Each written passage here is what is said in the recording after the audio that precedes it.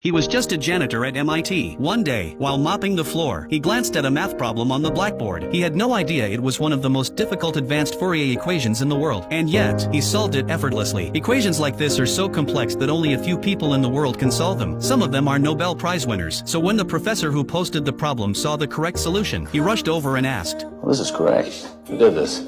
Jack? Wasn't me. Nimish? No way.